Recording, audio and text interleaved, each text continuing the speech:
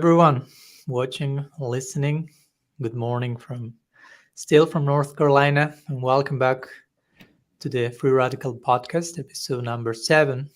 And this is your host, Swami Padmanabha. I'm here today, very happy to be in the company of a very dear friend, sister, and I will say mastermind behind the whole concept of radical personalism, Bhaktirasa Dasi. So, Bhaktirasa, thank you so much for joining us. So I'll share a few words from Bhaktirasa's bio for us to have an idea who our guest is. So Bhaktirasa met the devotees in 1981 while studying individual and family studies at Penn State University. Over the next 40 years, she participated in numerous temple projects and communities. Currently, she lives at Ananda Ashram in North Carolina with Sumati Dasi and her 2 cows, Bimala and Tarani, while engaged with other kindred spirits in different services to the Gaudiya community, such as spiritual mentorship, web design, and book publishing. So I'll be sharing briefly the contact of Bhaktirasa that I will also share at the end in case someone may be interested in getting in touch with her.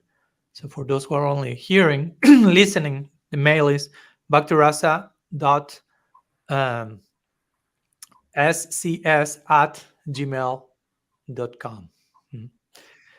So a few words in my particular case of how I got to meet Bhaktirasa. I think I know her for the last probably 6 years. And I met her first time along with her late husband and dear friend Dulal Chandra Prabhu as well.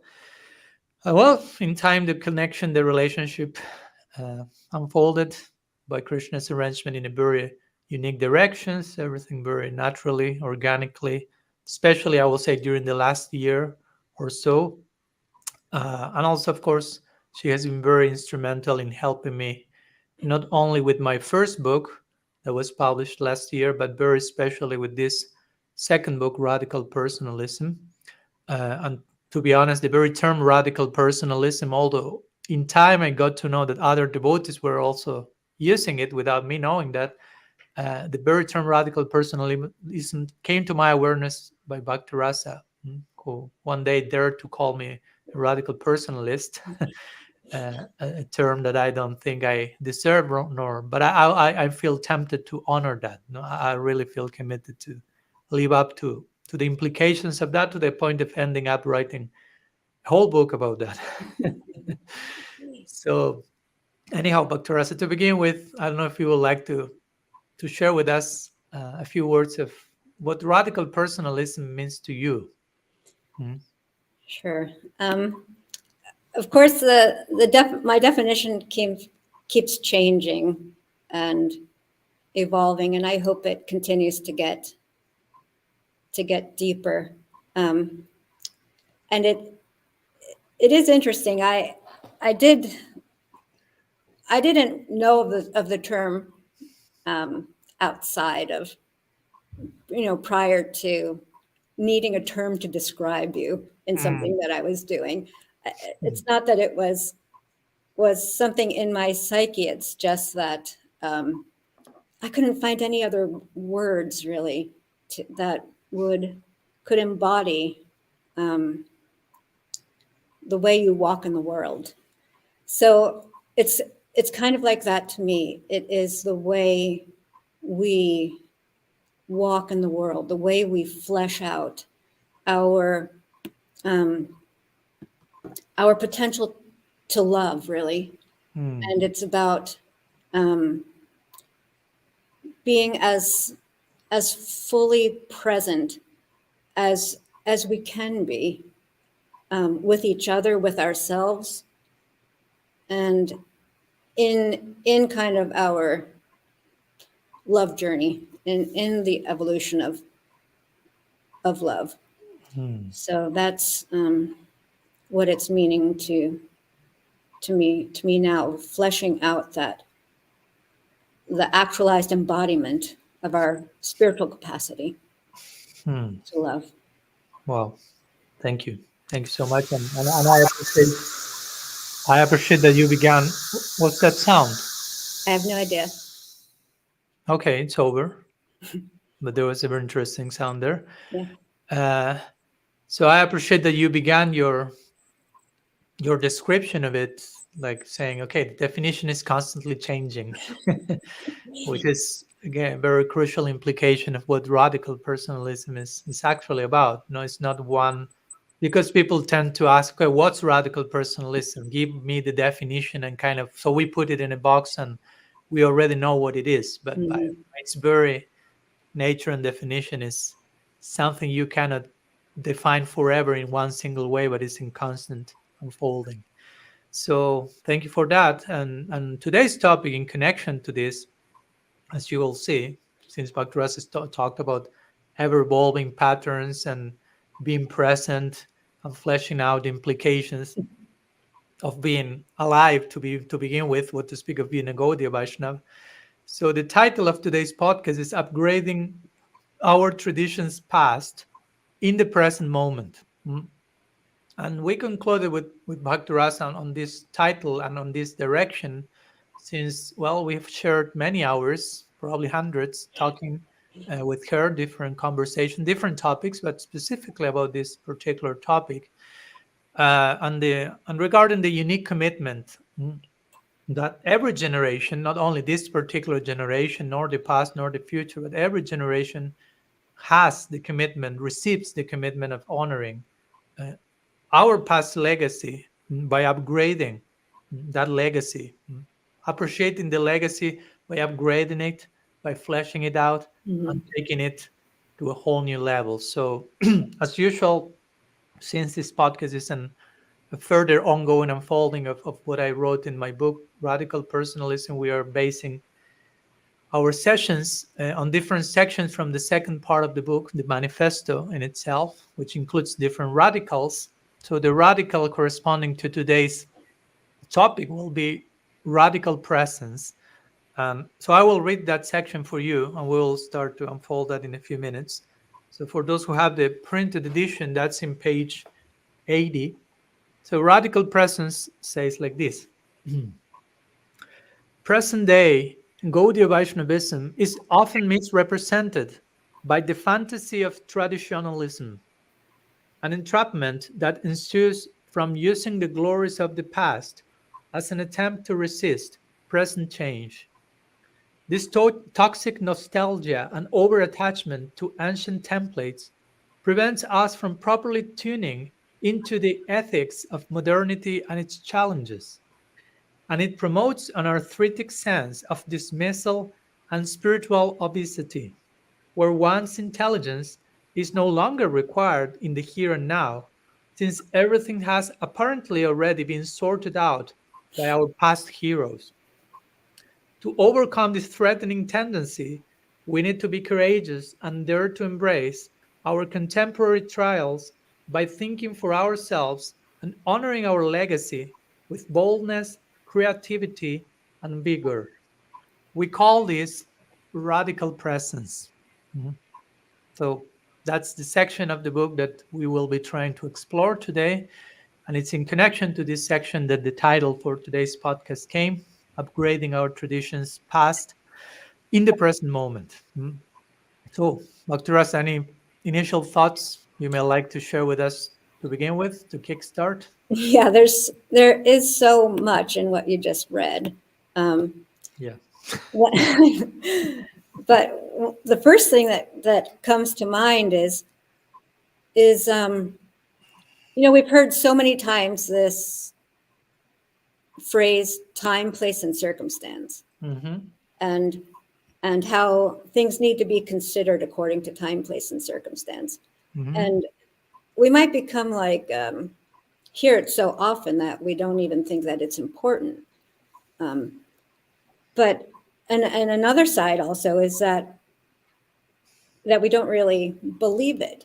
But every we take it into consideration constantly, time, place, and circumstance. I was thinking, just driving here today, Mm. um, we might go the same route, that we might take the same path, but we're going to adjust how we drive according to the condition, whether it's raining or there's traffic, or, I mean, it's just something that we do naturally. If we're present, we are constantly adapting to our environment, constantly adapting to the new things that are coming in.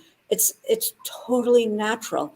But when it comes to something like this, then it seems like really foreign, and we shouldn't adapt, and we shouldn't change, and we shouldn't evolve, and we just kind of become like, robotic and automatonic, and um, and it's very unnatural, because we're constantly doing it the natural way, even like with cooking, right? So you're following a recipe even, but what if you don't have that ingredient? Or what Bhaktirasa is a great cook, by the way, so she's walking her talk here. if, or, And or a great driver as well. Yeah. Yeah. yeah, so we're constantly adapting. Hmm. So why not in our Hmm. approach to spirituality, which is something on the other side that is constantly changing.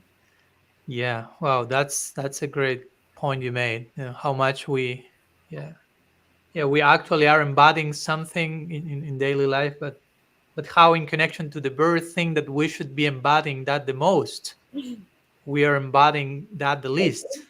So that's the irony of it all. No? So that's especially unbecoming. No, that I think now that you say this, probably it comes to my awareness why I chose to include this particular theme in my list of 10 points why to leave Gaudiya Vaishnavism in my book. Which, of course, for those who haven't read the book, I'm not promoting that people leave Gaudiya Vaishnavism, but I just mentioned 10 main, in my opinion, 10 main conditions that may make people wanting to live it if they really see that that's what actual Gaudiya Vaishnavism is. No, so I remember toxic nostalgia for past Mhm. achievements and unwillingness to deal with the modern day's world's paradigm. So yeah, that's really unbecoming because that's totally contradictory to the very nature of the Swarup, the essence of our own tradition, which, as you mentioned, mandates or expects, at least from us, to become an embodiment of this Desha Kala Patra or time, place, circumstance. I remember in my first book, Inherent or Inherited, I quoted in one point because I talked about this in one section of the book, how we must become like experts at dealing with time, place, and circumstance. And there was one line from Bhagavatam when Bhishma was described as Desha Kala Vibhagavit, Hmm. or a knower, an expert knower of time, place, and circumstance. And that was in the context again, not only knowing how to drive, when to drive, what to cook, but how to conduct yourself in relationship to a reality that is, as you mentioned, ever ever expanding, ever evolving. So therefore requires from us constant adaptation to that call. No? I think that's because nothing is, as I think I put that in my book, nothing is like static relic, Hmm. no? Like a museum piece. Everything is a perpetual flow. As we talk, I remember last weekend with Brinda Sundari, we are not only in relationship, but we are relationship. Hmm. By our very constitution, we, God, everything is completely interrelated. So it's something is in constant relationship, means in constant flow and movement, and that has to do with constant change and evolution. That's the fixed framework. If there's one fixed framework, it's everything is constantly evolving.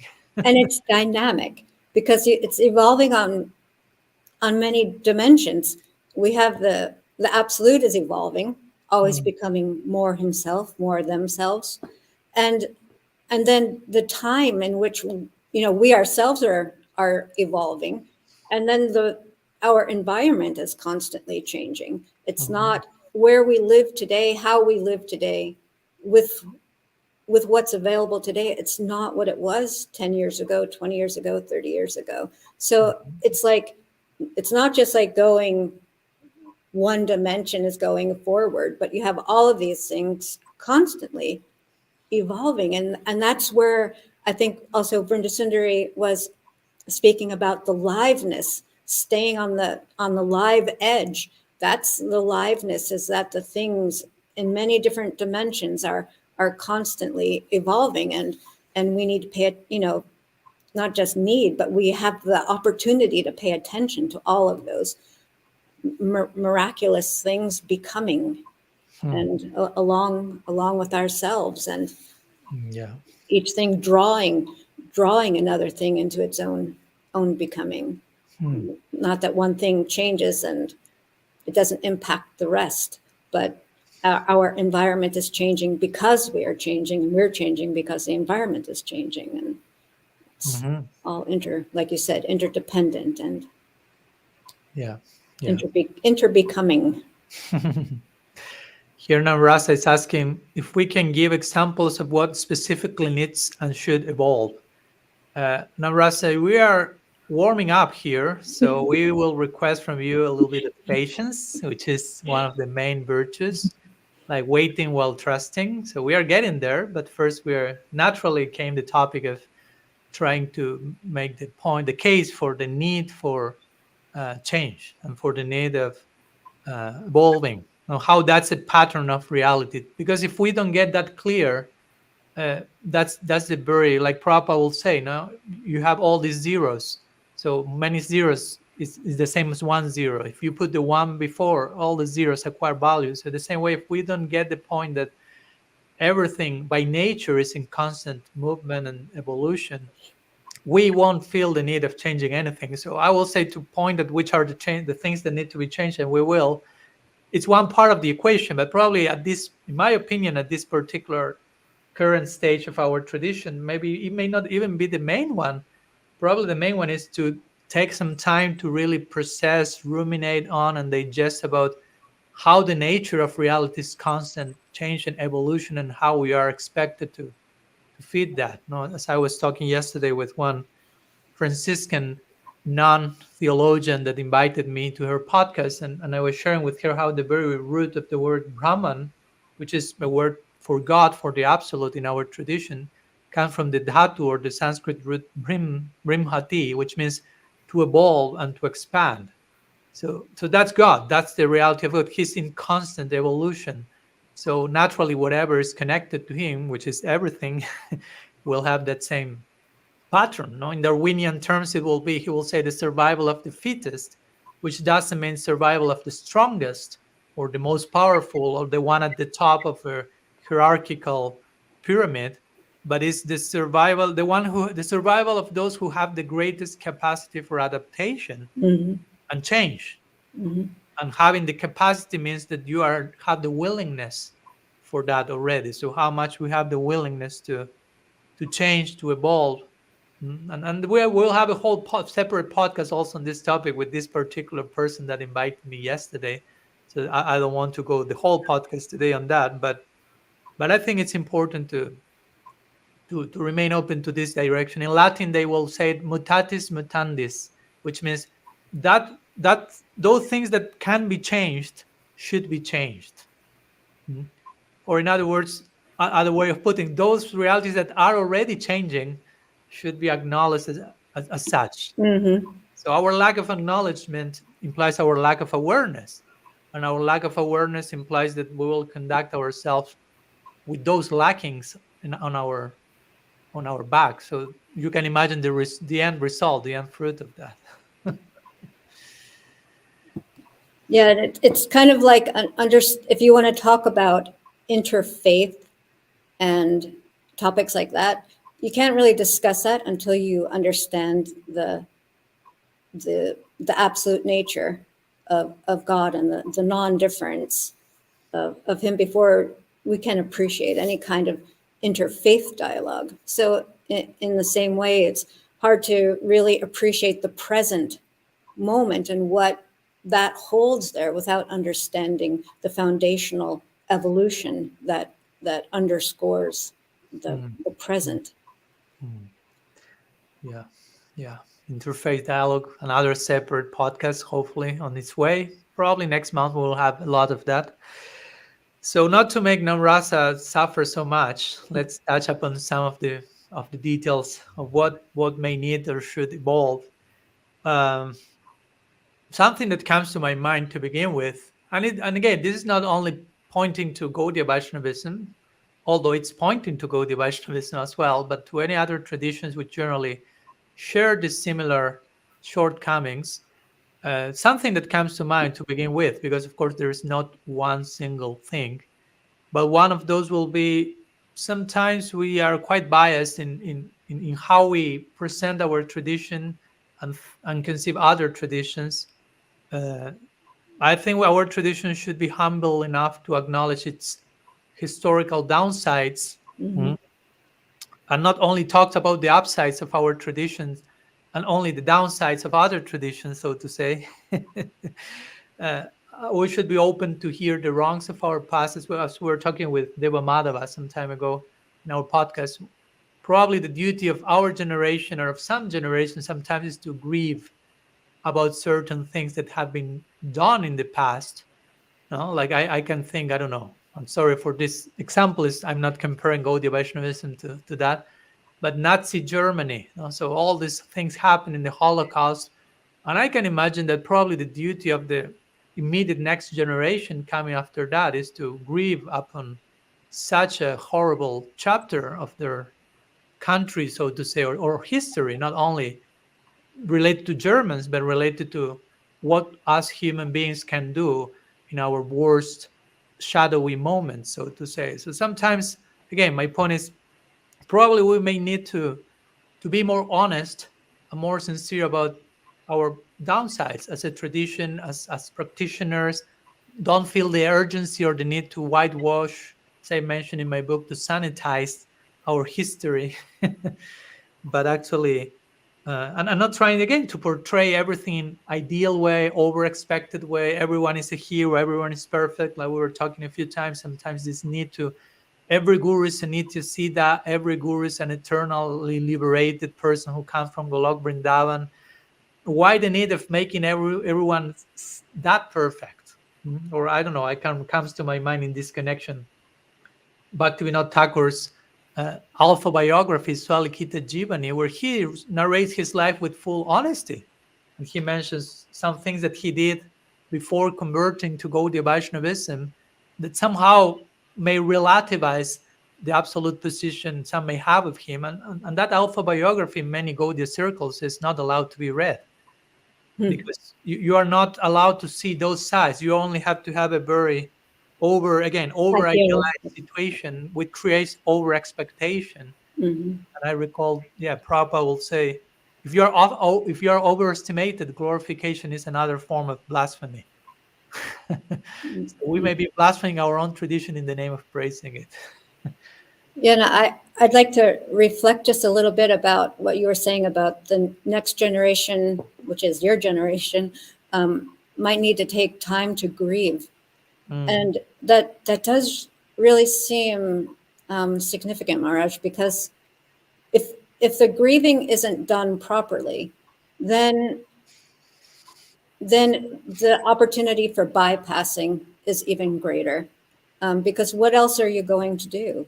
You're either going to be stuck in the nostalgic mode and lamenting for those things that are no longer, that don't exist, or you'll just bypass the whole situation and think about, what lies on the other side of the rainbow mm, without without actually grieving. Just like if a person dies in your life and you don't properly grieve, then where's the honor also in that to um, honor the past and to honor the present and to set up a healthier future mm. based on a integration, which is one of your favorite words. But you know it is grieving is part of integrating. And if we don't look where how we failed, where the pain still exists, Mm. um, then we won't be able to go forward in a healthy and vibrant way that we can. Yeah. Yeah, and I would like to make it clear, grieving is just one of the many aspects of healing. Yeah, No? So grieving is not you're getting tamasic, you're yeah, getting in the mood of lamenting for that which is not worthy of lamentation, but actually grieving means lamenting for that which is worthy of lamentation. Mhm. Yeah. We need to cry over, and uh, and You that. had you Sorry. had said it's between blaming and denying. Hmm, There's you had mentioned it's weeping, but to me weeping is grieving. Between blaming and denying, there's grief. There's grief. hmm, hmm. Okay, thank you for that, for reminding me about that. So between blaming and denying, there is weeping, healthy Yeah. lamentation, grieving. Yeah, and I agree. I wouldn't say just the duty of our generation is to do that, and Mhm. nobody else has to do that. I will say the Yeah, duty of every single human being and human sadhaka is to, at times, that's true. yeah, learn to grieve, because if not, as you mentioned, without grieving, there is evasiveness, there is spiritual bypassing, and there's the repetition of the Just do past, it again. the Yeah. mistakes of the past over and over again. So probably that's a good way of conceiving it. Whenever history tends to repeat itself, probably grieving was not there Yeah. enough grieving. Maybe there was grieving, but enough grieving not only in quantity but also in quality. Learning how to grieve in the progressive, dynamic way. So yeah, thank you for that. Yeah. There's one message here I'm sharing from some Facebook users. Say God is everywhere we look, even if the shadowy parts of history. It's an interesting task to look for God everywhere we can look. It's comforting and also grounds us into the safety and home of the present moment. If God is in the shadows, then our hearts that we are trying so hard to purify can never be as bad as we feel. Hey, whomever wrote that, I don't know the name, but thank you so much. We totally agree. And grieving again is a way of acknowledging Hmm. everything, including God's presence, no? Instead of dismissing or compartmentalizing reality. And as you mentioned at the end, that yeah, our hearts are never as bad as we fear. That comes to mind something that we shared a few weeks ago in connection to the Bhagavad Gita, speaking about the sadhu. What's a sadhu? What's a saintly person? And the main verse, Krishna uses the word like 3 times, and the main verse he uses is in the 30th verse, chapter 9, verse 30, famous verse when Krishna is saying, according to his opinion, who is a sadhu? Sadhu reva samam tabya. And he says, apichet sudaracharo bhajante mamaman ananya bhag. And he says, if someone really misbehaves very badly, but is sincerely determined in giving himself herself to me, that person is a sadhu. So the point is, okay, the comment was by Anya. Like I intuited it was you, but I didn't want just to make that assumption. Thank you. So the point there was you even may misbehave a lot, but if you are honest enough to acknowledge your condition and honest enough to pursue this ideal in the context of mercy, you are a sadhu for me. So this in connection to our sometimes denial of the past embarrassing Hmm. situations. I don't want to look at that. Let's present everything very impeccable, very saintly. But Krishna is saying in the Gita, a saintly person for me is not necessarily someone perfect or impeccable, but it may be a mess, but an acknowledged mess, so to say. And you just brought out also about mercy. So yes, we are a mess, and in spite of that, mercy is coming. And it actually, if everything is perfect, then how is Krishna glorified in all of that? Mhm. It's the mercy, it's the it's the absolute mercy that can be appreciated when we are a mess, and things still happen, and we're still unconditionally loved. And if everything is perfect, then where is the space for God to show his absolute compassion and love for us?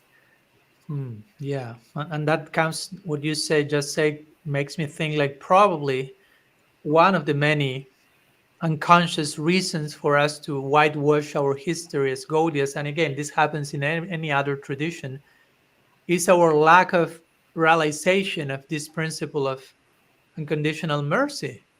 Because if we know ourselves to be loved unconditionally by the divine, we won't have a problem exhibiting, acknowledging our mess individually, historically, collectively, because we know still God is there loving us all unconditionally. But the fact that we have lost sight of that takes us into this like calculative trip of trying to present everything perfect, not only to the world, but probably to ourselves. Yes. No, so everything has to be impeccable. Well, actually, there's no need to see ourselves as something we are not, basically. And there just need to see ourselves as who we are and how we are being accepted and loved already. So I'm mentioning this because this is a crucial point, and of course, the topic of unconditional love is a whole podcast unto itself, minimum. But it's quite tied to this idea of redeeming our tradition in the present moment, because again, unless we look back, acknowledge whatever needs to be acknowledged in the past so we can redeem and improve and upgrade that in the present, there won't be change. And sometimes what gets in the way of that is fear, shame, unwillingness to acknowledge imperfection, because we still have so much ingrained, maybe in our unconscious, this idea of God won't love me unless I am perfect or unless I show Mhm. myself as such. So I think that's an important point that we as a community need to also go deeper. Yeah, and we have to behave in a certain way and follow this and do that. Otherwise, we won't be loved. There will be a withdrawal of love. And there's some I've experienced this also in my life. There was a person that I used to know, and his mother like was would practice withdrawal of love as a form of control Mm. in his life. Like that's how she would be able to control the choices he made and things, by a withdrawal of love. And I think that we actually, there could very well be like those under layers of motivation. We are afraid that even if we feel that we're loved, we feel that we could become unloved if we don't, um, you know, toe the Yeah. line or stay in line or do as we're supposed to do. Then we might actually lose the love that we Mm. have. And that will be the greatest possible fear for any single living entity, even if we are not consciously aware of that. Yeah. Last thing we will like will be to be unloved, as you mentioned. So yeah, it's I think it's important to fill the gaps and put the dots together, and for Mhm. us to understand, okay, what may be taking us to our present situation, our present stance, and what may be in the unconscious creating that. And again, the answer to that may not be only one thing, because Mhm. sometimes we tend to be reductionistic and say, oh, that's happening because you are in Maya, in illusion, that's happening because of ignorance.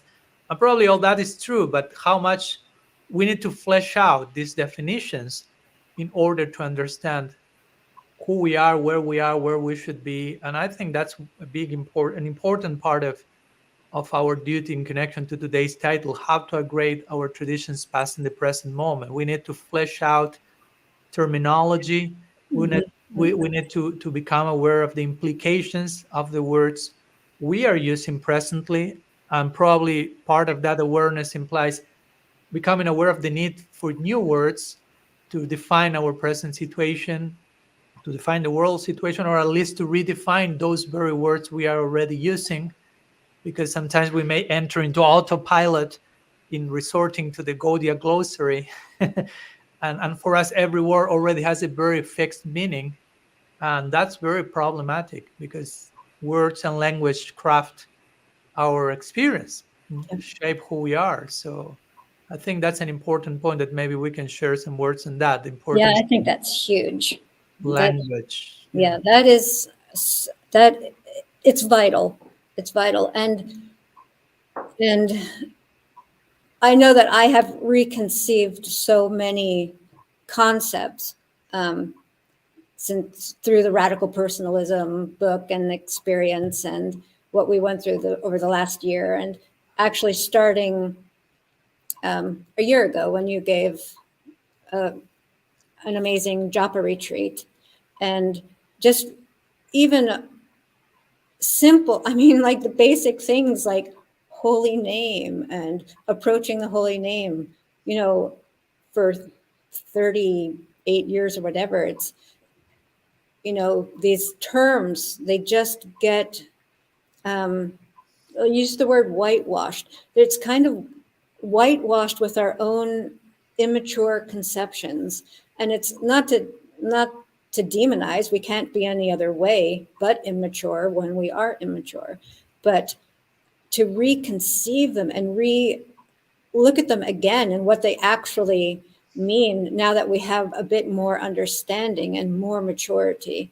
And especially when it came to the country and we just kind of slapped our understanding of a particular word on top of it, you know, like an American understanding of, say, meditation, you know, but we have no idea really. Now we can reconceive what these basic concepts actually mean, and it's a whole other thing. We just laid our Christianity on top, and our, you know, what we even understood about Christianity had nothing really to do with Yeah, I was going to Christianity. clarify that. Yeah. Thanks. I might have heard you say that. And, you know, so all these immature things that and it goes again with today's topic, how we have to be willing to look at these things again and to first know that they can and they should be redefined, to know that actually, that option, that reality is there, and we should be responsible to constantly look at it and redefine the language. It really makes a difference in how we approach things, what we conceive of it, and what we think it is. It's changes how we approach it, what we think about it, where we want to go with it, how we act towards it, how we internalize it. And because everything is evolving and changing, these definitions and what we conceive of them it's vital. And they're huge. They start out very small and constricted, you know, by what we lay on it. But then if we open up and stay open, you know, then how we conceive of these different things is really broadens, and the relationships between all these different concepts becomes more stable and multifaceted. And it's not just one thing anymore, but it's this thing in connection to this, and just becomes rich and multidimensional. Yeah, yeah, and of course we are saying this not only in terms of, because sometimes this is another thing that personally I think we need to work on as a tradition, which is, okay, we have to find new terms so we can reach people in a more updated way, so we can get more people in the temple, or more converted staff people. So we need to just update our language because of that. Yeah, contemporary language. Yeah. Yeah. So we do not engage in anachronic proselytism, so to say. But before rushing into that, and before trying to think only in those terms, we should understand, no, actually the need for a new language and the need for a new meaning to the old language, whatever may be the case, that's new language in itself, to find a new meaning to all terms. All that begins for us, with us and for us, like how the relation, the tradition remains relevant and relatable for us to begin with. Because if it's not relevant or relatable for us, how you can expect that other people will find it relevant and relatable through you? So I think that's an important point, that it's not just in terms of, sometimes it will be called a preaching strategy. So let's know which words to use, so we reach the audience and they become hooked in our particular dogma or whatever. It's just, let's really understand that the nature, as you mentioned, the nature of reality, and that includes the nature of words, is constant unfolding and evolution. And every single day, Krishna consciousness means something new. It must. Krishna is something new. It must. He's ever fresh, ever new. No, now Yovanam. No, so he's always becoming more Krishna. So if Krishna is always becoming more Krishna, Krishna consciousness is always becoming more Krishna consciousness, and we should become more Krishna conscious. Mm-hmm. So becoming Krishna and becoming more Krishna conscious is not just like a contest. Like I have to reach that place and become more Krishna conscious. As we were talking yesterday, Krishna and Krishna consciousness is always evolving. So you can evolve along with it. But since Krishna consciousness is always evolving, you can never reach capture it finally, and it's over. It won't be ever evolving anything else because I have captured you, Krishna consciousness. So now I caught you, and nobody else will evolve anything else forever. And that sounds like hell, not like Krishna consciousness. So yeah, it's again going back to our initial point, grasping the dynamic nature of reality. And in that connection, I will add that our duty as members of the tradition, as members of parampara, that's what parampara is about. It's not only let's find new words to define, to explain, to explore what's the tradition, but let's add, and this is intimately tied with the new language, let's contribute with new, fresh realizations Mm-hmm. to our tradition, because again, that's part of the ever evolving, unfolding flow of Krishna consciousness. So I think that's a very important point to again upgrade our traditions past in the present moment. The duty of the present practitioners is to take from the legacy of the past, honor it, worship it, be grateful toward it. But the way you will express that gratefulness, that gratitude, is by upgrading the legacy and by Mm-hmm. adding new realizations. Yeah, that's so true. Again, I love that term that Vrinda Sundari used, was live edge. And it's staying on that live edge and thinking and realizing where that liveness comes from, and that it's actually our responsibility and our duty. It's not like some sage somewhere, some very advanced soul that, is super rare. It's we each have that responsibility Mm.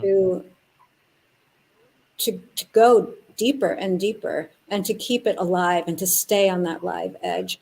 It's not that you have to wear a certain color, or you have to have a certain title, and if you don't, then we don't need to really stay live and to connect to that live wire, to be the wire. Actually, um, we all have that duty and responsibility and opportunity and joy that can be from participating in the becoming of divinity, actually. Yeah, I appreciate your point, because sometimes I hear that so many times that someone comes with some new insight, new realization, or new proposal on the basis of the realization, and someone will say like, "Who do you think you are? Mm-hmm. Prabhupada Bhaktisiddhanta? Mm-hmm. You think you are on the same level as Bhaktivinoda Thakur?" Like if only themselves were doing some contribution at that time, no, like nobody else was doing that. Only those stalwarts are the boys that can say something, and that means you didn't understand what they are about, because as you mentioned, it's not only the guru, the acharya, the sannyasi, the temple president, the senior. Everyone has their voice, and everyone, if one is sincere, of course they should be heard, no, especially I'm thinking about, I don't know, elders. If someone is an elder in a tradition, and we need definitely elders in our tradition, which is not the same as old people. Elder means someone who is wise enough, experienced enough, who has lived her life in such a way that the very fact that they are alive is a testament and is an inspiration and is maintaining the community by their very aliveness and presence. But also, I will say that one of the qualities that makes an elder is they are willing to hear the newer generations. They are willing and they are capable of understanding you have something to contribute to us. And I Mm-hmm. think that's a point that not only Gaudiya Vaishnavism, again, other traditions, as I've talked with members of other traditions, but also Gaudiya Vaishnavism, we are lacking a little bit that. Not only we are lacking elders, but we are lacking elders in the sense we are lacking ears, elder ears that are willing to give credit and to hear newer generations and to acknowledge, okay, you have something to contribute. Yeah. No, so that's very disempowering. No, and an elder should be, on the contrary, a person who is empowering newer generations, basically. Yeah, what I'm seeing now as you're speaking, this image came about. We talk about the container a lot. Mm. So it's kind of like, and we might change. I'm just going to say this out loud and see where it goes. But like the elders are kind of help be that container. The the of holding things that were and holding things that are. But it's the younger generation, the progressives, that are pushing against the edge of that container and expanding with all of their youthful vigor, expanding the perimeter of that container and making it larger and dynamic and bold.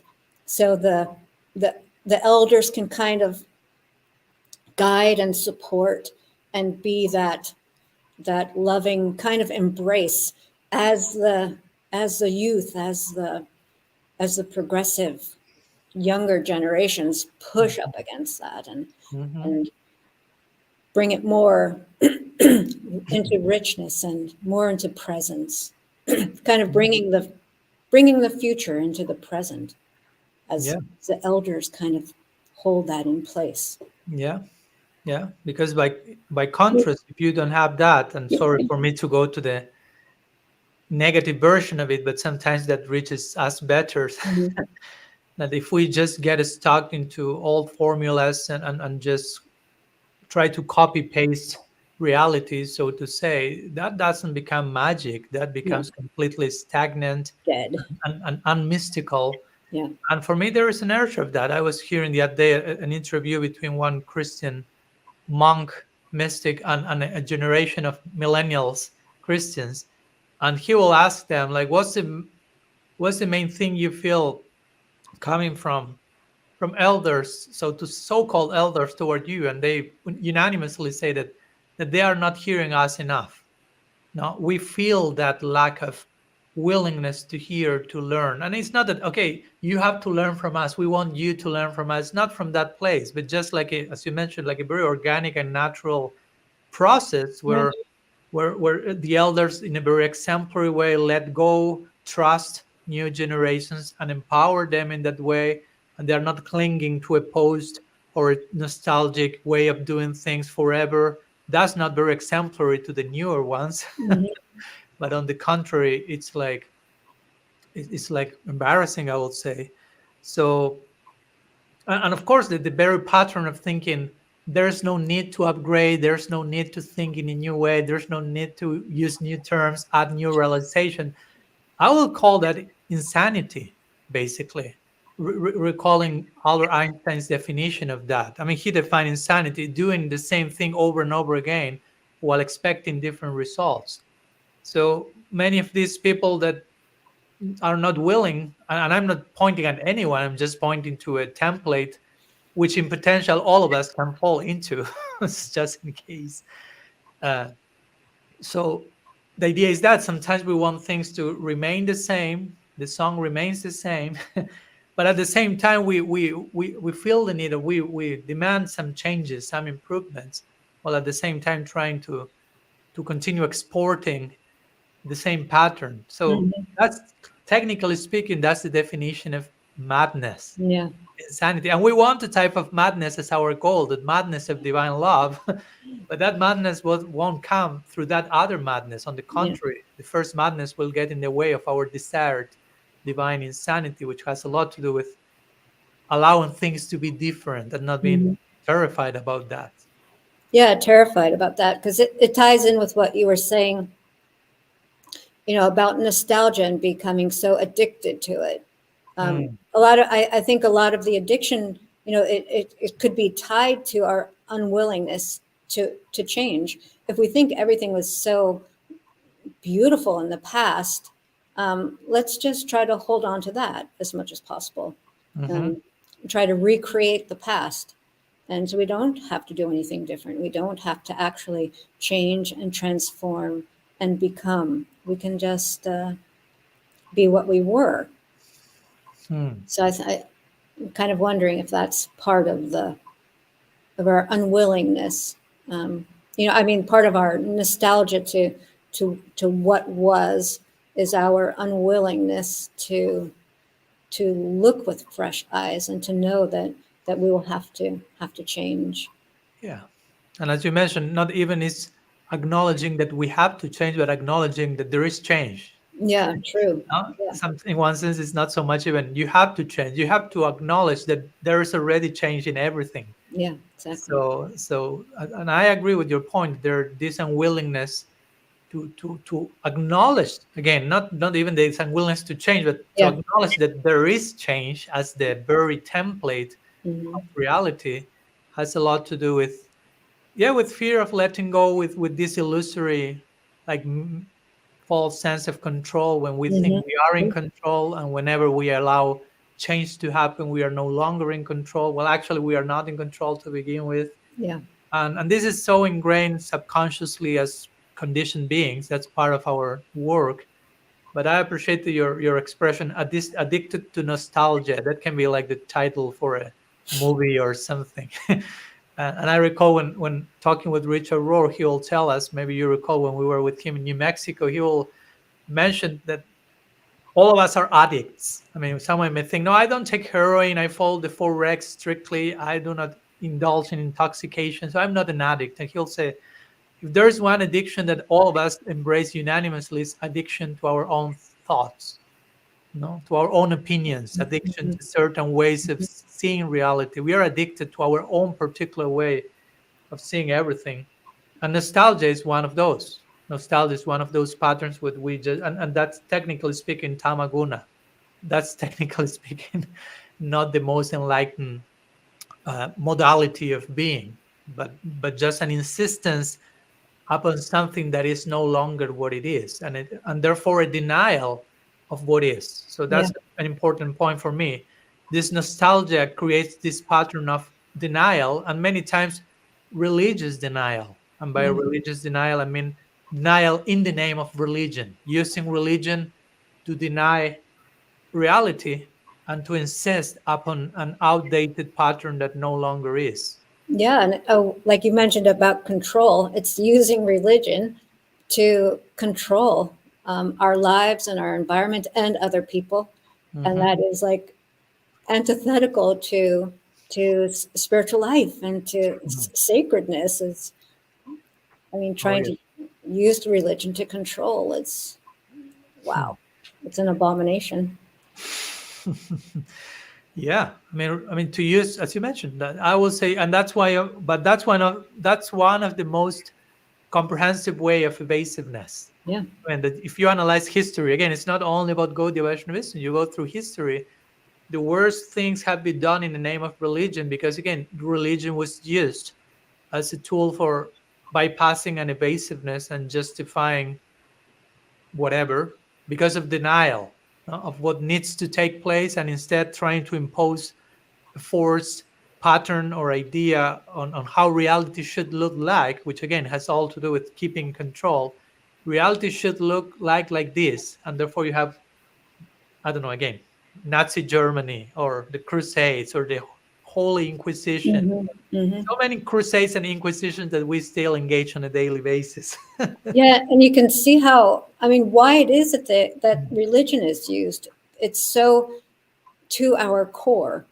It's so um, inherent our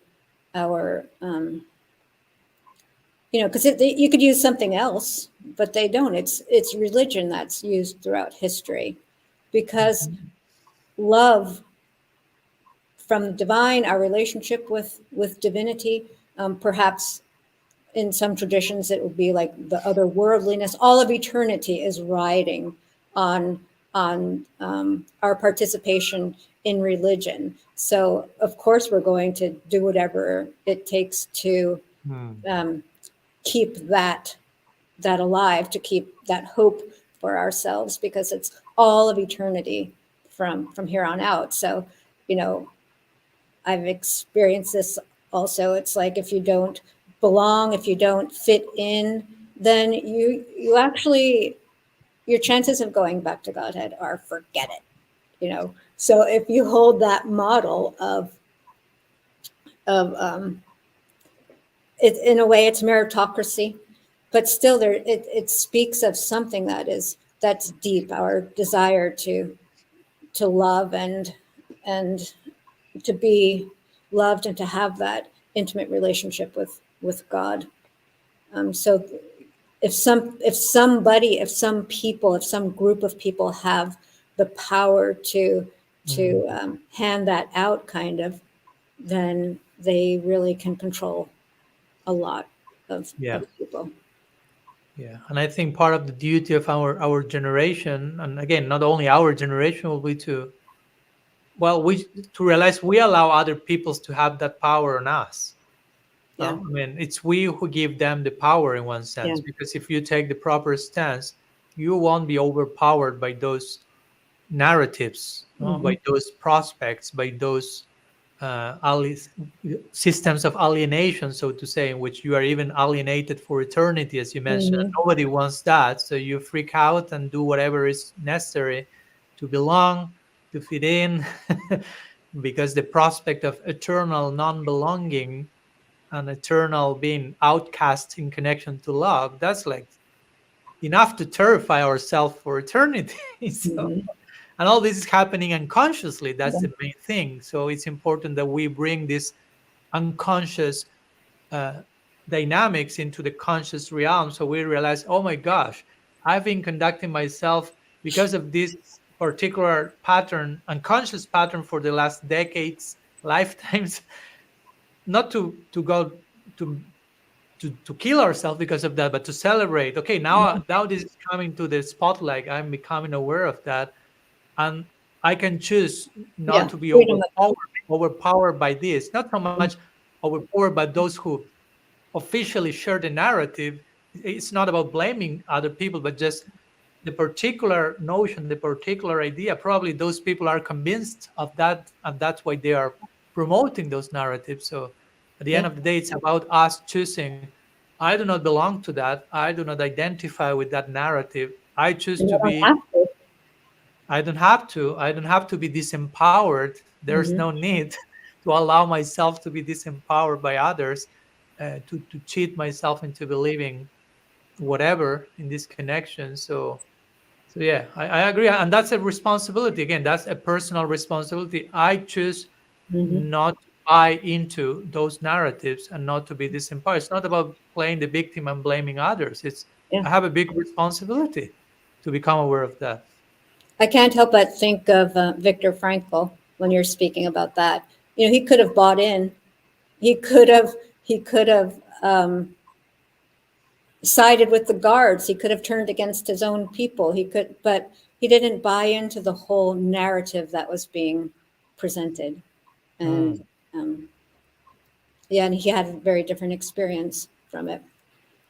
And He could have even blamed God or whatever. No, yeah, why to allow yeah, this to happen? exactly. So that's very, yeah. I always go there as a very heroic pattern of, I choose not to blame anyone, but to take full responsibility about how it's up to me to discover some particular purpose and duty in this particular unique situation. No? So, Hmm. and it's easier said than done, especially if you end up being in Auschwitz. But but on a daily basis, that's what we have to do. Yeah. Again, so I think that's empowering, that not only our generation, hopefully every single person now, I'm not pointing here to millennials or to Generation X, but to whoever is alive hearing these words, or feeling these things. It's, yeah, we have a big responsibility to take a particular stance in which we choose. I mean, at the end of the day, we have permission to decide. We can give ourselves permission to feel for ourselves, to pay attention to our gut, and to realize that, going 1 minute to the point of nostalgia. No, nostalgia is not, it's not the only currency in the market, so to say. It's not the only way to belong. On the contrary, it's the last way to belong. And what to speak when sometimes this happens, that people not only somehow promote nostalgia or emphasize nostalgia, but institutionalize Uh-huh. nostalgia as a superlative kind of faith. No, Mhm. unless if you don't glorify the past acharya or the past whatever happened in the past as the topmost thing that ever happened, you that shows that you don't have enough faith. So sometimes there's this kind of fear, there's this kind of manipulation. Nostalgia is institutionalized as a superlative kind of faith, which, as I put in my book, that constitutes an entire insult to the whole spiritual practice, to our own tradition and the past, the heroes of our past. Mhm.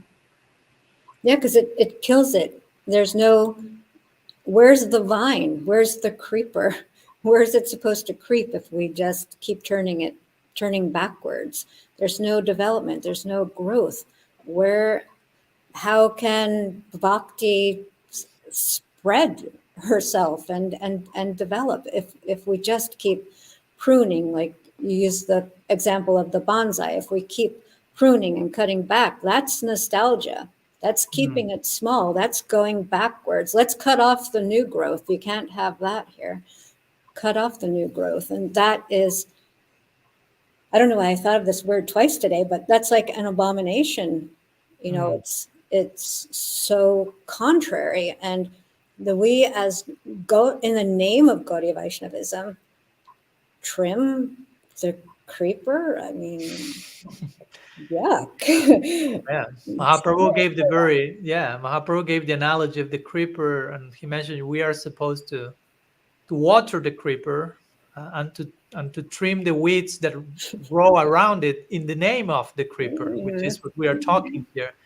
But sometimes we end up watering the weeds and trimming the creeper. You exactly. know, Yeah. so that's very interesting that you mentioned the point of the example of the vine, because Mahaprabhu himself, for some reason, is employing that particular uh, analogy, simple, Analogy. like, Mhm. and of course the creeper is dynamic. It's not that okay at one point it gives the fruit and it's over, it dies.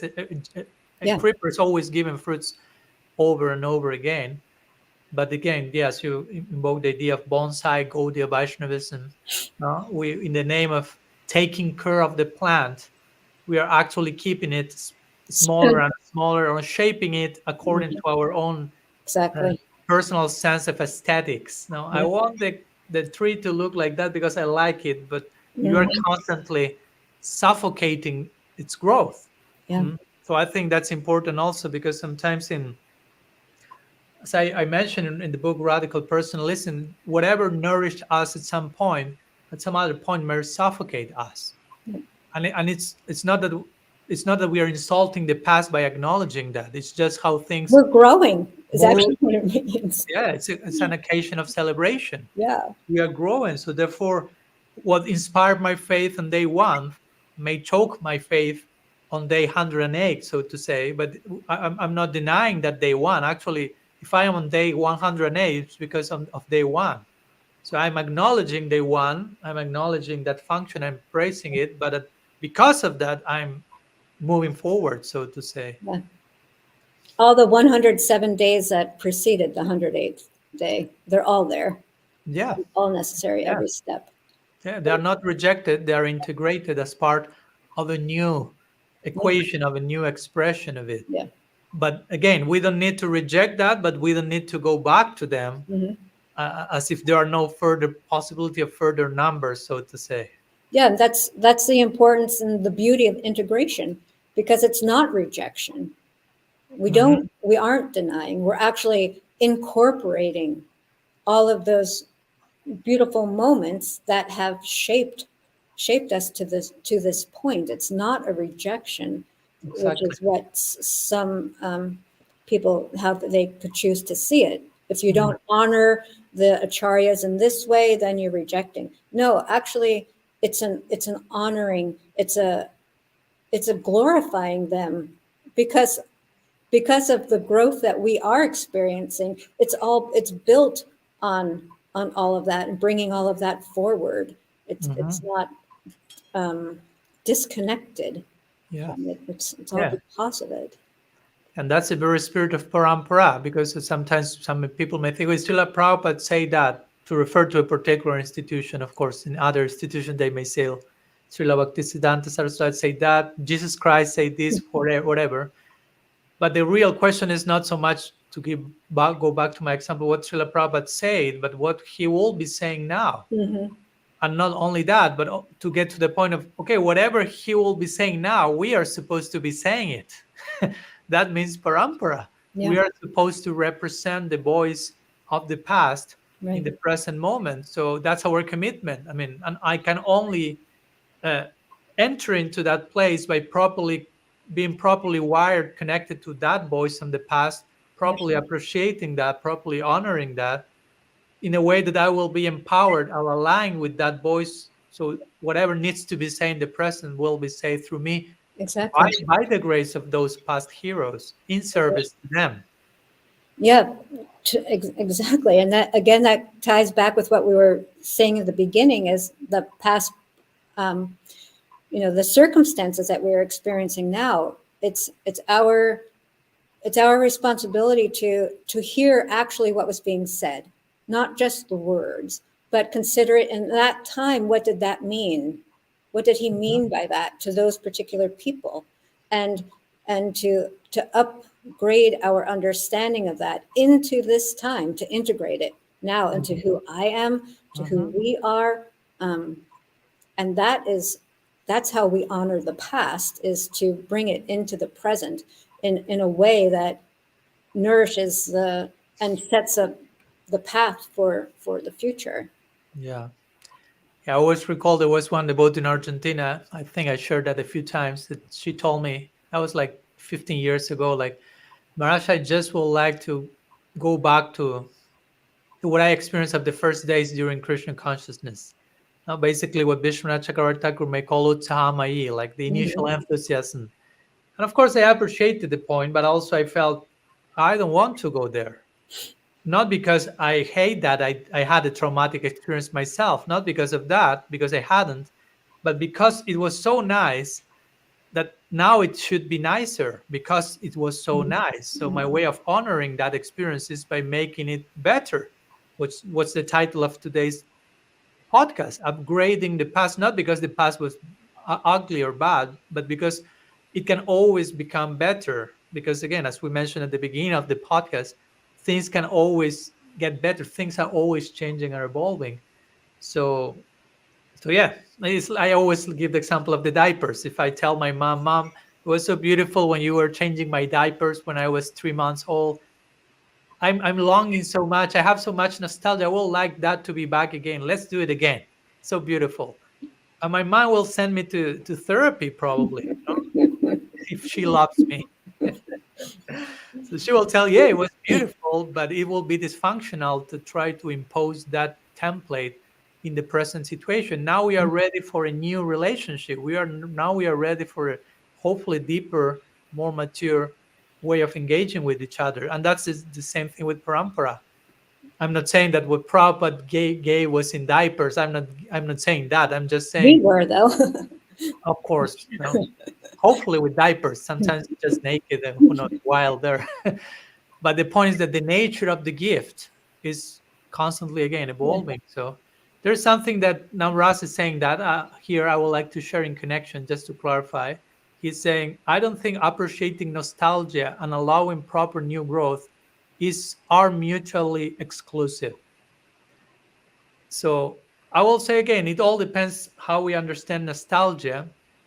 When we are saying nostalgia here, it has to do, and if you go to the definition of the word, then it has to do with like a sentimental longing uh, uh, for the past. No, so we are not against appreciating the past, loving the past, glorifying the past, going there, but there is a, again, if we properly do that, it has to create proper growth.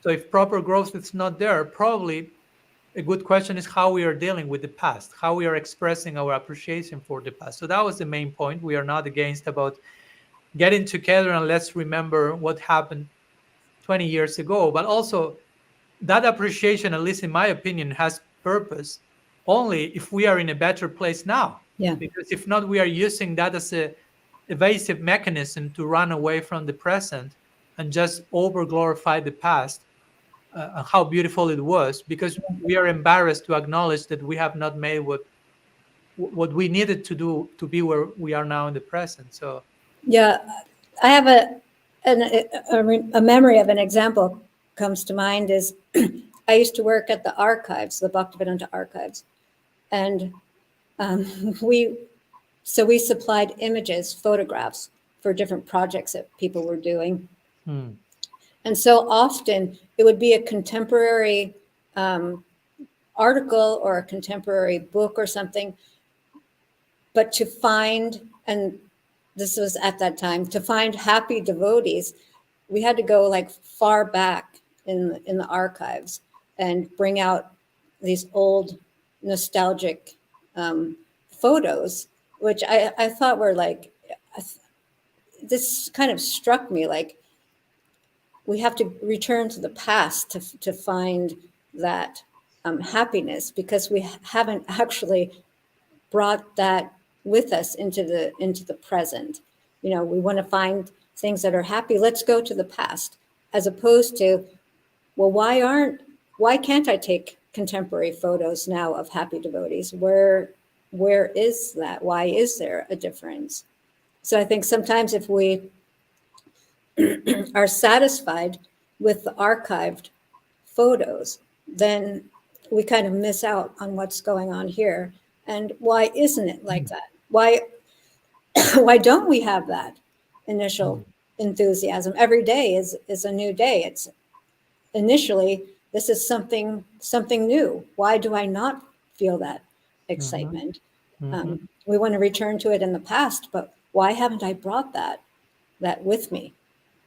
So I think that's kind of like a bypassing, going backwards, sort of, not just bypassing into the future, but bypassing backwards, stepping aside from what's actually going on right now. yeah, yeah, we are so expert at bypassing so that we can project that to the past, to the future, to the present. It's okay, no problem. And I will say, since you invoke bypassing, something else that comes to mind, another way in which we can be very bypassy is like, okay, we have a very rich, a theologically rich tradition, very deep, very detailed, very unique. I mean, very defined, very interesting, but a way of bypassing and a way of, again, not upgrading our tradition to the present moment is how much we are diving into that ourselves, how much we are embodying the supremacy of our theology, so to say. Because even there may be other traditions that which may not be as theologically rich as ours, many of the practitioners of these other traditions in effect are going deeper into their practices, into their introspection, into their self-criticism, than sometimes we may be going with. Although we have the potential to do that, but we may be resting in the glories of the past again, or in the, again, rich theologically richness we may have, and of course that will may feel a sense of moral superiority, spiritual privilege. No, we belong to such a refined, glorious tradition because we did this, or I belong to this institution in which this happened. Mm-hmm. And it fosters this sense of, it's another way of spiritual bypassing and evasiveness, like religious exceptionalism. Not like we are exceptionally unique and we are superior. And again, still it's the same pattern. It's spiritual bypassing, evasiveness, uh, feeling ourselves superior to others, as a way of not having to do Yeah. the actual thing we need to do to be where we need to be, basically, you know? Yeah. It's the word that comes, hearing you say that, the word that comes to mind is participating.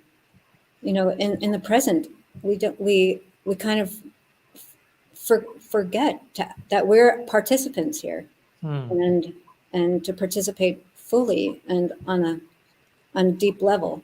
And looking into the past, we can't really participate in the past. We're not going to have much of a future if we don't participate now. So I think that might be part of bypassing, is forgetting that we're actually participants. Yeah, and probably that's why we may not be feeling ourselves part of Yeah, something. Now, you don't feel part of a movement or whatever because you are not participating. exactly. And participating, again, it's not just a bodily presence on a Sunday feast or sound Mhm. like institutional affiliation, but it's an inner thing. It's, again, Mahaprabhu Sankirtan is a participatory movement, as I like to put in my book. We belong to a movement, but a movement means not bricks and walls and papers, but it's something needs to be moving. And already, again, as we mentioned, reality is moving, reality is changing and flowing, but how much we are standing against the current and not moving ourselves. So Mhm. to the point of we are not moving, we are not feeling ourselves probably part of that movement. Yeah. So you, Bhaktirasa, mentioned the idea of present just a few times throughout the class and the meeting, not the class, our conversation. So since, of course, the title of the podcast is Upgrading Our Traditions Past in the Present Moment, I think we can get to the conclusion of our meeting. We have time still, but delving a little bit into this idea of present and presence, because I think it's also very important to redeem our current situation, appreciating the present and uh, and being present in the present. Like I like to make the play of words. That's the best present you can give to yourself, to be present in the present, because everything is already present in the present. But the point is, are we present? Now, where is our presence in the presence? No? So I don't know if you have any thoughts regarding this point of present moment and what's present. Well, I can't help but divide the word up and just kind of look at the word. Mm, Present is pre-sent, mm, so it's even the present, it has both aspects. Sent is like a past term, something that's mm, already happened, and mm, pre is something that hasn't happened yet. So it's mm, kind of interesting how because I feel that the present moment actually does contain, like they say that you can fit, I don't know, there's some term about fitting 1,000 angels on the head of a pin, something like that. So it's kind of like the present moment contains all the time that ever was and mm, all the time that will be. It exists right here because that's what the present is. It's all of the past come together. We are who we are right now in our present moment because of all of the moments that we've had in the past. And and coming from this present moment will be all of our future moments right from this point in time. mm, So to open ourselves up to all that is right now is it's potentially incredibly beautiful and mm. yeah, just the potential and all that ever was is right here at this point in Mhm. time. So yeah, present moment is the perfect point, so to say, to for any possible growth, evolution, unfolding. Not only the perfect point, but the only possible one. Mm-hmm. And I appreciate. I also used to make that point without you knowing that, but many times about how the present includes both past and future in it. Because again, as you mentioned, the present is the unfolding of the past, and whatever will happen in the future depends on what we choose to do in the present moment. So all the different past, future, present all the tenses are Right included in this present now. moment. So life happens in the present moment. Krishna exists eternally in the present. He's an eternally present person. So of course we can only connect with reality in the present moment. So, and I'm mentioning this because, of course, we were talking about nostalgia and how being trapped in the past can be a problem. And of course, I will say one big antidote to this toxic nostalgia will be to having the courage of being in the present, which, of course, may be terrifying for many of us for more reasons that we can tell. But one of those we already mentioned, probably to fully situate ourselves in the present means basically to acknowledge whatever is happening at this precise moment, whomever I am at the precise moment. And sometimes we are not very happy with who we are now. We have tons of self-rejection and self-loathing. So we don't want to see ourselves in the present, but just escape to other tenses, future, past. Uh, and that's again maybe probably because we are not fully aware of how we are already being radically accepted and Mhm. unconditionally loved by Bhagavan. No, so that makes us not being willing to face the present if we feel it too challenging and too unbearable, because we still are probably not fully ripe. We are relatively raw, Yeah. but we miss the fact that we are being fully accepted. So to be aware that we are fully accepted may give us further courage to fully inhabit present moment. Yeah, it's true, and I think that does play into not being present, is the fact that we don't accept um, that we're being loved right now unconditionally, and Mhm. I'm going to have to do something to quote unquote earn that love, to become quote unquote worthy of that love In the future. in the future. Yeah. It's not happening yet in the present. I'm not being loved in the present.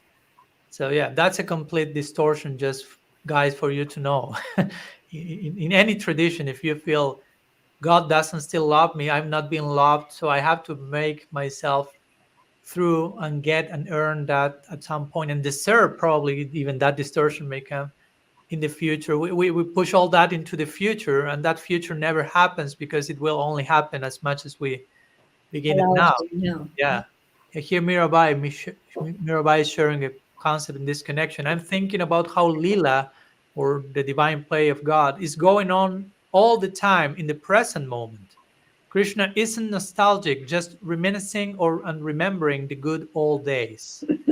Yeah, thank you so much. That's completely true. When we hear the descriptions of the Lila, they are not like going back to what happened 2 years ago, eternity ago, 2 seconds ago. There's too many exciting and interesting things to do in the present as to just remain going back and looking back and looking back. So, and again, that's how eternity plays out. Mm. And she also adds there, or talking about what's yet to come. He seems to be the epitome, sorry, of being in the present. Yeah, as I mentioned before, God lives eternally in the present moment. So he's the very personification of that. And if we want to relate with such a person, as hopefully we want, that can only happen in the present moment. You can only connect with God in the present moment. If you go into a nostalgia agenda, Krishna won't be there in one sense. I mean, you can only can't find God in the past as long as the past is informing your present, so to Hmm. say. As you are not like cutting the two of them like separate things, because if not, Krishna is not there. Krishna is eternally in the present moment. So yeah, if we want to relate with him as we should, hopefully, if we want, we have to understand that that can only happen in the present, and I can train myself for that relationship here and now in the present. That's always an important point. Whatever we we have heard, we may say about God and the spiritual world and our relationship with him, this is the training whatever area domain for that to happen. So we will demonstrate that we want to go there, as long as we will be demonstrated that parallel as according to how much we are doing that now. Yeah, fleshing it out now. Yeah, so if that love is eternally in the present there, how much I'm living my life eternally in the present moment here. If I'm Yeah. not making an effort to do so, indirectly I'm saying I'm not interested in whatever is going on there in the eternal present. So we need to stop contradicting ourselves in Yeah. in that sense. And I put myself first in that list for sure. And we don't live our lives that way in ordinary senses. We don't think, oh, I want to become a doctor, so I'll sit here in my room and watch Netflix. We prepare now as much as we can right now. What can I do now Hmm.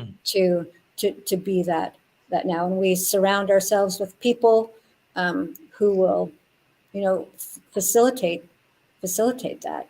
And it's not that we're just like pushing it off to the future, nor are we denying that desire also. But right now, what can I do as much as possible? How can I say yes to that right now? Like you, in your book, and you said Mhm. many times, I forget who this is. It might be Frankel again, but how God comes disguised as our life. No, someone else. What's her name? Uh, it's a lady. I cannot recall her name now, but it's a contemporary author. Yeah. Okay. And like that, if we think we want God, well, this is how God is coming right now. If I deny right now, how much do I really want that? Hmm. So in, in the present, that's, Hmm. you also say it too about constantly arriving. That's what the present is. It's constant arrival Hmm. right now. It's the future coming to the right now where we are. And that's a lot to do with radical personalism. Yeah. Yeah. It's not, as we mentioned, it's not getting somewhere, but continuing to arrive. Hmm. Yeah. Here Rasa says yes, but that's Lila. That's different. Today Rasa is playing the Purva Pakshe. Meaning today, this is, Yeah. Too much radical anti-nostalgia. He's laughing in that.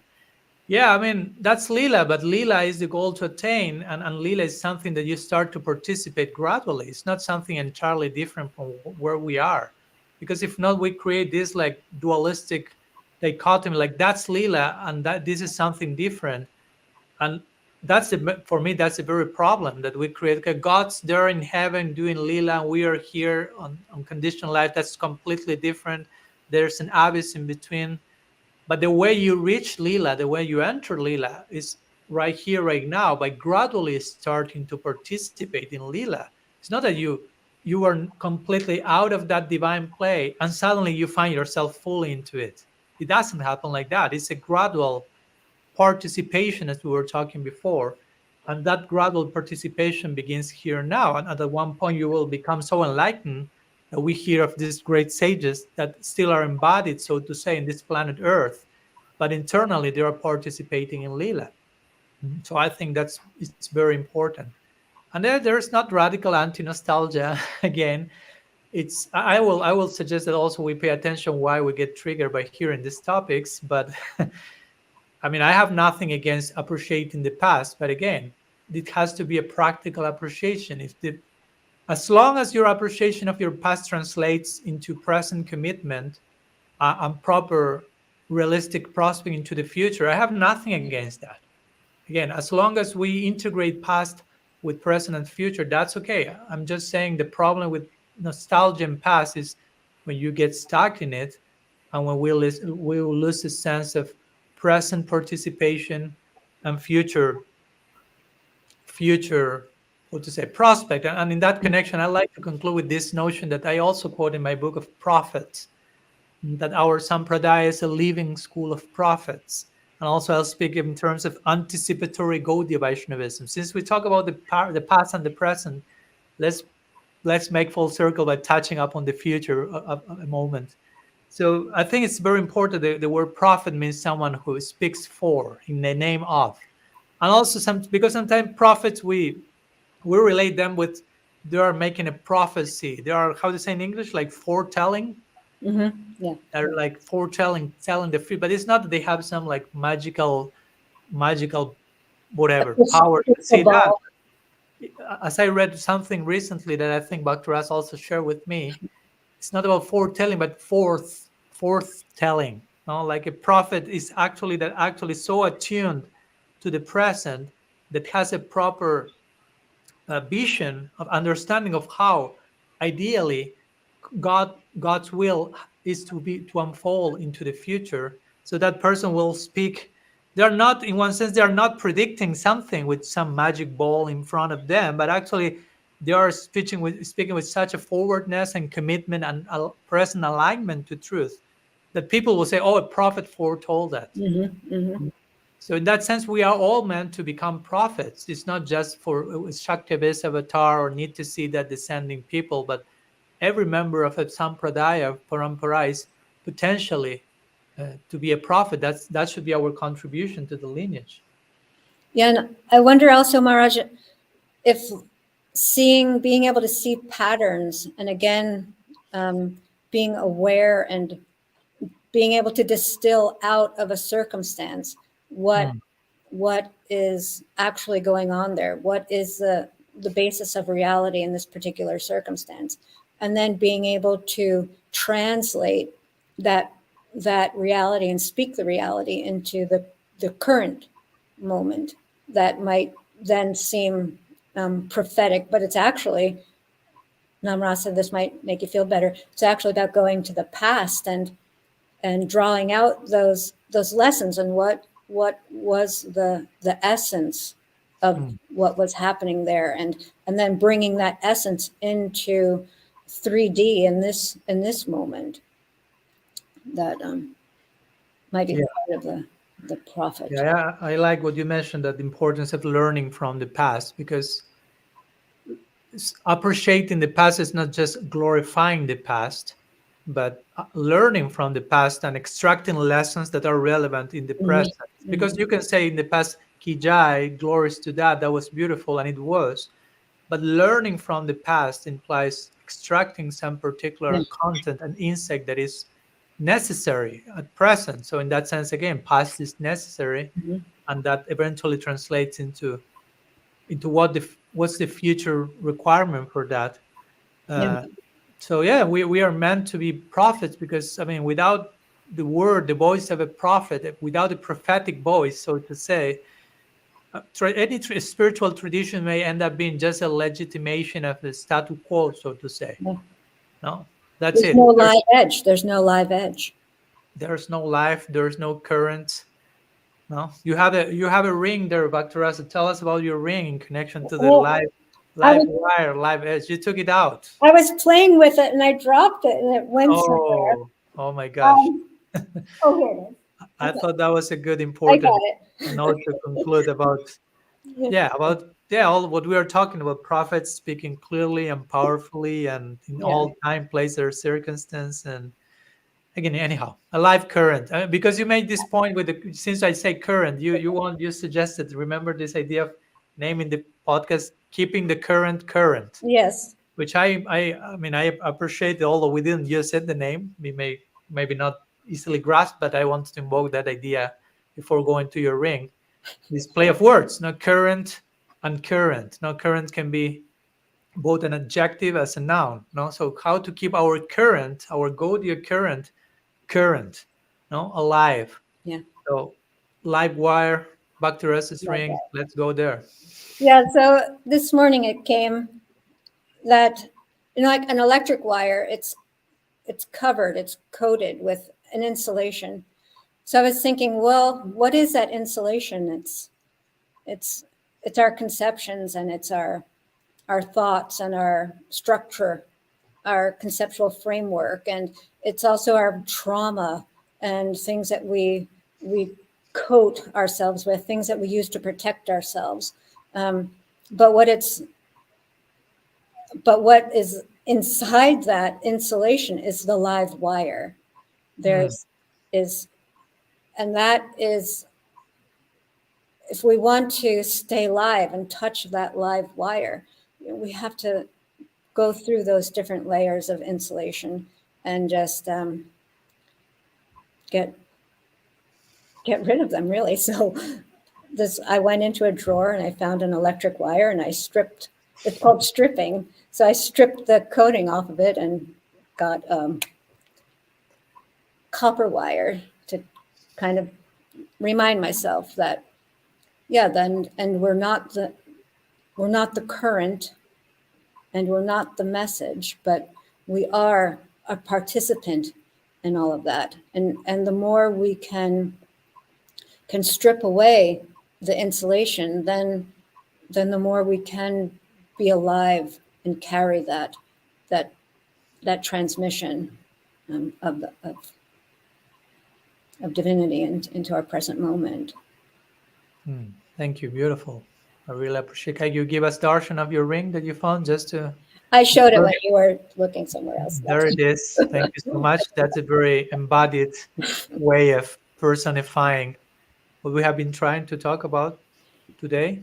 So I really Can I appreciate. add one other thing also? Yeah, whatever you want, for Also, sure. I was thinking, also woven into the pattern of the ring is a spiral, and it came Mm, up too while you were speaking earlier, and I often think about the stages, the Uttama Mayi and Utsaha Mayi and things that because I find myself coming back to those again and again, but mm, it's in a very different way. It doesn't mean the same thing. It's not at the same level. So I can't help but see that it's actually that our progress is in a spiral, and we might come back to those same points, those same lessons, those same things that we need to experience, but it's going to be in a very different way, and that's about updating and upgrading also, to recognize, yes, I might come back to the same thing, but I'm coming back as a different person, and I'm not who I was before. Therefore, the lesson that is held by this particular experience that's coming around again, I can learn more, and I can go deeper, and I can open myself up more to mm. that. Thank you. Beautiful. Yeah. And I think that gives a completely whole different paradigm of how spiritual progress takes place, no? Because sometimes we tend to conceive it in linear terms. So we think, okay, I already went through this particular stage. So it's not supposed to come back again to my life. And if it comes back, we may think or get affected. Oh, I'm going backwards. Yeah. I must be doing something wrong. And we may be just chastise ourselves so much while actually we are making progress in spiritual terms, Yeah. spiral terms, sorry, I Yeah. meant. So I think that's a very crucial point for us to note, so not to get discouraged unnecessarily and understand how actual spiritual progress takes place, in this Mhm. spiral dynamics, which I totally agree with. So thanks so much, Bhaktirasa. Any final thoughts you may like to share, or the spiral was a very I high feel, point? I feel complete. Okay, thank you so much. So again, deep gratitude to Bhaktirasa Das, deep gratitude to all of you connected. I will be sharing one more time for those who just connected after our beginning, the contact of Bhaktirasa for those who would like to delve deeper into her contribution. The email is bhaktirasa.scs@gmail.com. And we'll be concluding here, but before that, I would like to announce next Saturday will be August 26th. We'll be doing the show 1 hour later than usual because I will be in California, so there will be some change of timing. So it will be at 11 a.m. EDT time next Saturday. We will be having as our guest Dhanya Dasi, a very, very interesting person, as you will see. And we will talking with her on the topic of integration through relationships. Continuing with this very interesting and pervading theme in this month, inviting different Vaishnavas. So, anyhow, thank you so much again. And hope to see you next Saturday, basically. Thank you, Marge. Thanks for the invitation. Thank for the invitation that keeps evolving and open to us all.